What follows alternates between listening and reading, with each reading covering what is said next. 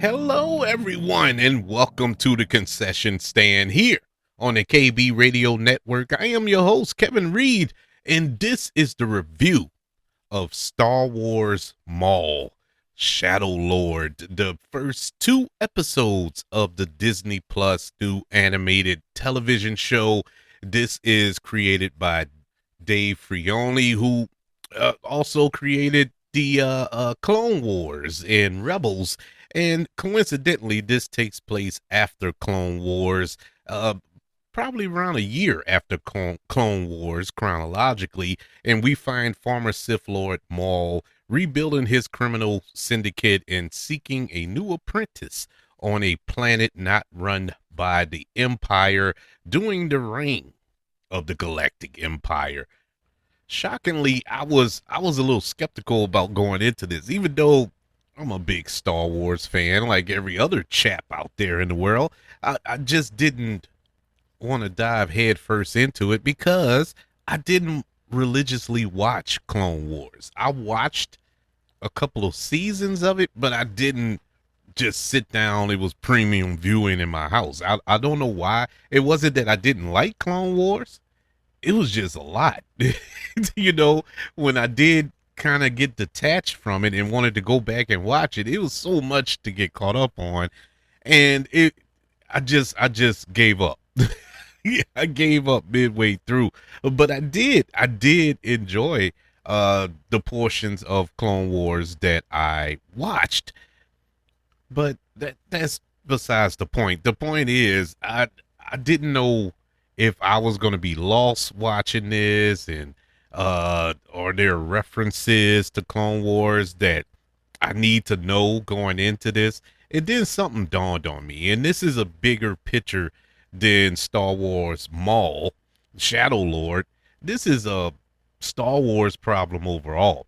And lately, the reason Star Wars has kind of been suffering is the fact that we're doing a lot of reverse engineering when it comes to the content that we're getting out of Star Wars, out of Lucasfilms as of late, because nothing is moving forward. The last thing to move forward was Rise of Skywalker, which was pretty much universally panned. And from that on, everything we've gotten out of Star Wars has been in the past. You go back to Andor, even though Andor was a great show, we knew how that was going to end. We knew the end of that. The movie that was a spinoff of Rogue One, we knew how that was going to end, even though that was a good movie. Solo, we knew how that was going to end. And so it was nothing new coming out of here. And then you go to the Disney Plus shows with Obi-Wan Kenobi. We know how that's going to end. We know how Ahsoka is going to end. We know how The Mandalorian essentially is going to end because they're not in future films. This is those shows are set between the old trilogy or the original trilogy and this new trilogy. And so it doesn't make sense. We're just reverse engineering. We're going back to characters that don't exist chronologically in present time, I guess you could say, in Star Wars. And so for me personally, it's kind of wasted. It's wasted material that we could be moving forward with. Now I understand we want to revisit some of these characters. Who doesn't want to see Obi-Wan Kenobi again? Who doesn't want to see Darth Maul again? Who doesn't want to see the Mandalorian? Those are good characters. You want to see more stories from them. You want to see more from the Skywalkers. I get all that, but that's been the sole focus of Lucasfilms. We haven't gotten anything new. We want to see new stories, new characters, new adventures in this galaxy far, far away. And so that's been my big bugaboo. Now, going into this, Darth Maul, well, not Darth Maul, but Star Wars Maul, Shadow Lord, I wanted to see if there was something to keep my attention, something that will show a different side of the Star Wars universe, not the good guy side, but the bad guy side. Because at the end of the day, Darth Maul was a character going back to the Phantom Menace that I wish we would have got more of, but we only got one movie.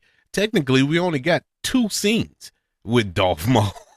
And, it was enough. Those two scenes were enough, and he only had what, one line in that movie, and you wanted to know more about him. I guess it's the same thing as Boba Fett from Empire. We wanted to see more of that character, even though that character was only on screen for maybe 5 minutes, and that's collectively between Empire Strikes Back and Return of the Jedi. But we wanted to see more, and then when we got more, we regretted it. But that's besides the point. The point is Darth Maul an interesting enough character to hold his own show? 2 episodes into this show, and I would say yes. So far, so good. First and foremost, I can't go without speaking about the animation. The animation is absolutely gorgeous on this show. I loved the look of this animated show. There were portions of this that I forgot that I was watching animation. It was that crisp.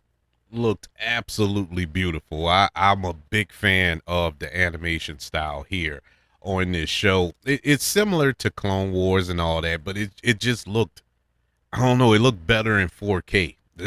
It just looked real good on my television. I was entrenched in how phenomenal the animation looked on this show. The voice cast, I mean, top notch. You have Sam Witwer returning as the voice of Maul, and he is brilliant. He look. The first time I ever saw him on screen and acting was in Smallville.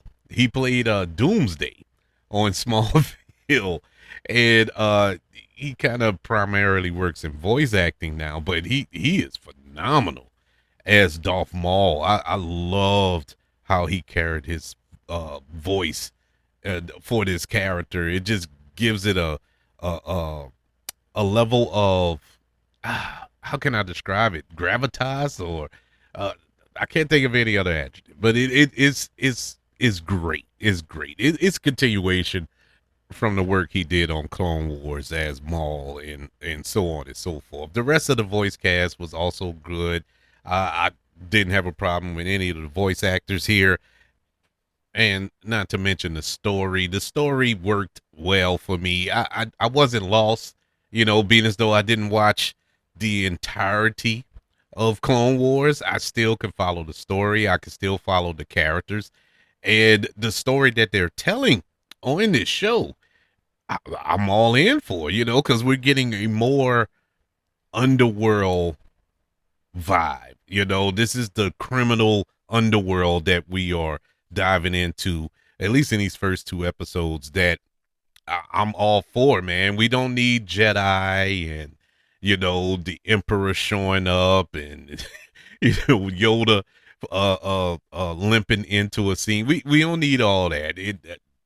Let's tell a different story, a darker story. And the story is working with Maul trying to take control of his empire that he lost, and seek vengeance on all them that betrayed him in the meanwhile. And he's just this quote unquote shadow lord who's working in the background, taking out these criminal bosses systematically. It's beautiful. I love the story. I hope and pray that they keep it going for the remaining 8 episodes. I enjoyed the show, and I'm here for it every Monday as they release a new episode of Star Wars Maul Shadow Lord on Disney Plus. I would like to know, what did you think of the Shadow Lord? Did you like it? Did you love it? Are you burnt out on Star Wars? Are you ready for some new content? Some new Jedi, some new Sith, some new adventures? I would love to know. I'm with you. I'm with you. It's time to let Luke Skywalker get his rest, man. Let him rest in peace, dog. We had enough of the Skywalker saga. Let's move on to bigger and better things. But I would like to know your thoughts. Email the show, kbradiopodcast@gmail.com. You can also search for the show on all social media platforms. Just search for the KB Radio Network. Also, don't forget about YouTube. Subscribe to the KB Radio Network channel and like this video if you don't mind. Don't forget about the 5 stars, the reviews, and sharing this show if you're listening on Apple Podcasts, Spotify, iHeartRadio, wherever you are currently listening to the concession stand here on the KB Radio Network. Everybody, thank you for joining me for this review of Star Wars Maul Shadow Lord, currently on Disney Plus. Want you all to know that I love you, continue to love everyone, and until we speak again, you all be blessed.